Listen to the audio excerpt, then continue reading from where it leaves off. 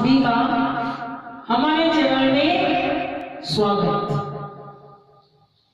प्रसंग है शिव कथा, सोमवार की व्रत कथा। भगवान शिव हर हर महादेव, देवों के देव महादेव, उनकी कथा। बाबा भोलेनाथ को प्रसन्न करने के लिए भगवान शंकर को, भगवान शिव को प्रसन्न करने के लिए अगर आप भी सोमवार का व्रत रखते हैं, सोमवार का व्रत करते हैं, तो शिव कथा को सुनकर पूर्ण करें। विधि व्रत की विधि क्या है? नारद पुराण के अनुसार सोमवार व्रत में व्यक्ति को प्रातः स्नान करके चाय भी नहीं पीना चाहिए। प्रातः स्नान करके शिव जी को बेलपत्र चढ़ाकर और मंदिर में जाकर शिव जी पर बेलपत्र चढ़ाकर जल अर्पित करके, जल अभिषेक करके, शिव गौरी की पूजा करके फिर सोमवार की व्रत की कथा सुनकर व्रत खोलना चाहिए, शिव गौरी की पूजा करनी चाहिए, सोमवार का व्रत करके कथा सुननी चाहिए। शिव कथा सुनिए। एक समय की बात है, नगर में एक साहूकार रहता था। उसके घर में कोई कमी नहीं थी, परंतु उसके कोई संतान नहीं थी, उसके कोई पुत्र नहीं था। बहुत दुखी था। पुत्र प्राप्ति के लिए कितने ही प्रयास किए। पुत्र प्राप्ति के लिए फिर उसने क्या किया कि सोमवार का व्रत किया, सोमवार का व्रत रखा और पूरी श्रद्धा से शिव मंदिर जाकर शिव पूजा करके और फिर जल अर्पण करता, भोजन अर्पण करता। उसकी भक्ति को देखकर, उसकी निष्ठा को देखकर, उसकी श्रद्धा को देखकर एक दिन मां पार्वती बहुत ही प्रसन्न हुई, अत्यधिक प्रसन्न हुई और भगवान शिव से उस साहूकार के बेटे की मनोकामना पूर्ण करने का आग्रह किया कि इस साहूकार के बेटे को पुत्र दो। भगवान शिव से मां पार्वती ने प्रार्थना की। शिव ने कहा, भगवान शिव ने कहा कि देवी पार्वती, इस संसार में, देवी पार्वती इस संसार में हर प्राणी को उसके कर्मों का फल मिलता है। हर प्राणी को उसके कर्मों का फल मिलता है, परंतु माता पार्वती के बार बार आग्रह करने पर, बार बार कहने पर शिव जी ने साहूकार को, शिव जी ने, भगवान शिव शंकर ने, भोलेनाथ ने साहूकार को पुत्र प्राप्ति का वरदान दे दिया। लेकिन साथ में वरदान दे दिया, लेकिन साथ में यह भी कहा, क्या कहा? यह भी कहा कि उस बालक की उम्र 12 वर्ष की होगी। उस बालक की उम्र 12 साल की होगी, 12 वर्ष की होगी।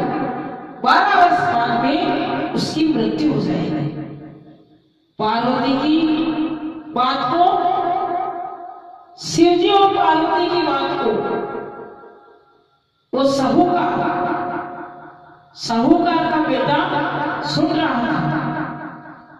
अब ऐसी बातें सुनकर न तो उसको दुख हुआ, न उसको खुशी हुई, प्रसन्नता भी नहीं हुई, दुख भी नहीं हुआ।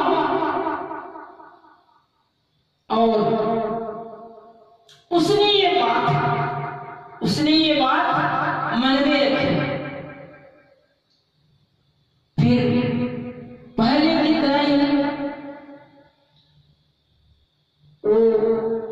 इसी तरह शिव पूजा में व्यस्त था, मगन था, शिव भगवान की पूजा करता था।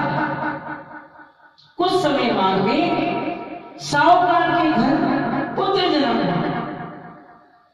साहूकार के घर पुत्र का जन्म हुआ।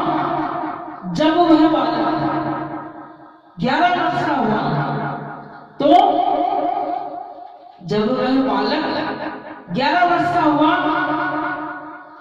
तो उसे पढ़ने के लिए काशी भेज दिया गया और अपने पुत्र के मामा से कहा,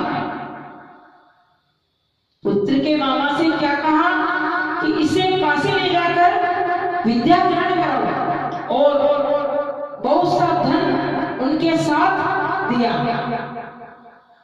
और उनको कहा कि कहीं मार्ग में, रास्ते में अच्छे स्थान पर यज्ञ करना और ब्राह्मणों को भोजन कराना, दक्षिणा देके जाना। अब दोनों मामा भांजे इस तरह यज्ञ करवाते, ब्राह्मणों को भोजन करवाते, दक्षिणा देते। रास्ते में एक नगर आया। जब वो जा रहे थे दोनों मामा भांजे काशी में, तब रास्ते में एक शहर आया, एक नगर आया। उस नगर के राजा की कन्या का विवाह था, लेकिन जिस राजकुमार से उसका विवाह होने वाला था वह एक आंख से काना था। एक आंख नहीं थी, केवल एक आंख वाला ही राजकुमार था। यानी उसकी एक आंख नगम, एक आंख वाला था राजकुमार। अब राजकुमार के पिता ने एक चाल सोची कि यह जो साहूकार का लड़का है इसे ले चलो और इसे दूल्हा बना देंगे, क्योंकि मेरा पुत्र जो एक आंख से उसको दिखाई नहीं देता है, एक आंख से काना है, एक आंख नहीं है। शादी करने के बाद, विवाह होने के बाद इस साहूकार के बेटे को हम धन दे देंगे और ये राजकुमारी अपने यहाँ मेरे बेटे के साथ ले चलो,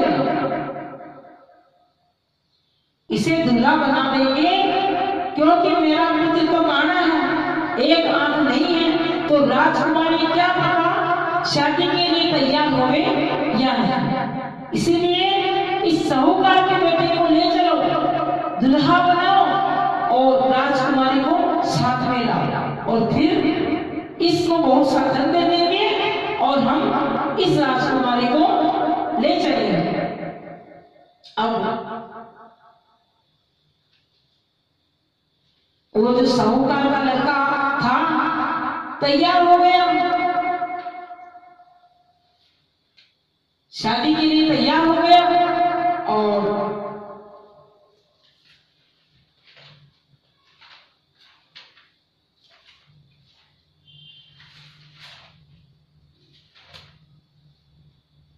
भगवान शिव को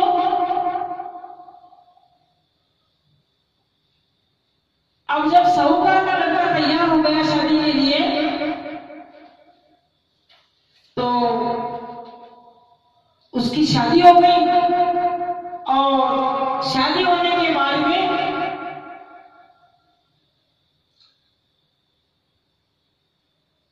जब वो जो साहूकार का लड़का वापिस जाने लगा तो वो जो राजकुमारी थी, शहर की राजा की राजकुमारी थी, तो उसकी चुन्नी के ऊपर उसने लिख दिया। क्या लिखा? उसकी चुन्नी के ऊपर उसने लिखा कि शादी तो मेरे साथ हुई है, लेकिन जब तेरी विदाई होगी तो एक आंख वाले राजकुमार के साथ तुझे जाना पड़ेगा। मैं तो काशी जा रहा हूं। अब दोनों मामा भांजे उस शहर को छोड़कर काशी में चले गए। काशी में जाने के बाद में यज्ञ करते हैं और अपनी विद्या को ग्रहण करता राजकुमार का लड़का, अपनी विद्या को ग्रहण करता वो साहूकार का लड़का। और इधर उस राजकुमारी को जब मालूम चला, चुन्नी पर उसने पढ़ लिया, चुंदड़ी पर उसने पढ़ लिया लिखा हुआ, तो उसके माता पिता को उसने कह दिया। क्या कहा?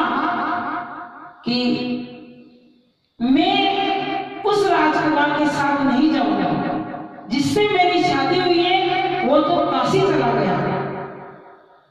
अब क्या था? कहते हैं विधि का विधान टलता नहीं है, विधि का विधान टलता नहीं है। और जैसे ही उसके 12 वर्ष पूरे हुए, उसी दिन उसकी तबीयत खराब हो गई। तबीयत खराब होने के बाद उसने अपने मामा से कहा, साहूकार के लड़के ने मामा से कहा कि मेरी तबीयत कुछ खराब है और मैं कमरे में जाकर सो रहा हूं। ठीक है, कमरे में जैसे ही सोया, थोड़ी देर बाद उसके प्राण हथेली उड़ गए। मामा को मालूम चला कि अभी तक ये भांजा उठा नहीं है, क्या बात है? देखा तो वो साहूकार का लड़का मृत पड़ा था। मामा जोर जोर से रोने लगा, चिल्लाने लगा। तभी उधर से शिव पार्वती वन विहार कर रही थी। उन्होंने देखा कि अरे ये कौन रो रहा है। वहां जाकर देखा तो वही लड़का था, भगवान शिव ने, जिसको भगवान शिव ने उस साहूकार को वरदान दिया कि तेरा लड़का 12 वर्ष के बाद में मर जाएगा, वही लड़का आज मर पड़ा था। पार्वती मैया ने कहा, मां पार्वती ने कहा कि देखो हे स्वामी, इस बालक को जीवन दान दो, क्योंकि इसके पिता तुम्हारी भक्ति करते हैं और कहते हैं भक्ति, शक्ति और मुक्ति तुम्हारे ही हाथ में है। आप इसको जीवन दान दो। भगवान शिव ने उसको जीवन दान दिया और थोड़ी देर बाद में जब वो जीवित हो गया, तब दोनों मामा भांजे काशी से उसी शहर में आए जहां उस साहूकार के लड़के की शादी हुई थी। शादी होने के बाद में जो वो ससुर बने, तो उन्होंने उस बालक को पहचान लिया। पहचानते ही राजा ने अपनी राजकुमारी का हाथ उसको साहूकार के लड़के को सौंप दिया। कहा कि जवाई राजा, इसको राजकुमारी को ले जाओ। घर जाकर उनका स्वागत किया, उनकी विदाई करी। लेकिन उस साहूकार के लड़के के माता पिता वहां तड़प रहे थे कि आज 12 वर्ष पूरे हो गए हैं, अगर हमारा बालक मरा हुआ आया तो हम भी प्राण दे देंगे, हमें भी कोई जीने का अधिकार है नहीं। लेकिन कहते हैं विधि के विधान से ज्यादा शिव भक्ति है, भक्ति में ही शक्ति है। अब अपने बालक को देखा और भांजे मामा भांजे को देखा, उसकी पत्नी को देखा, घर जाकर सारी कथा सुनाई, सारी कहानी सुनाई और भगवान शिव उस साहूकार पर प्रसन्न हो गए। शिव भक्ति का इतना प्रताप है, इसलिए आप शिव भक्ति बहुत ही उत्सुकता पूर्वक सावन के महीने में या सोमवार के दिन शिवरात्रि पर आपका मन करे भगवान शिव की भक्ति जरूर करें। जय भोलेनाथ, जय भोलेनाथ।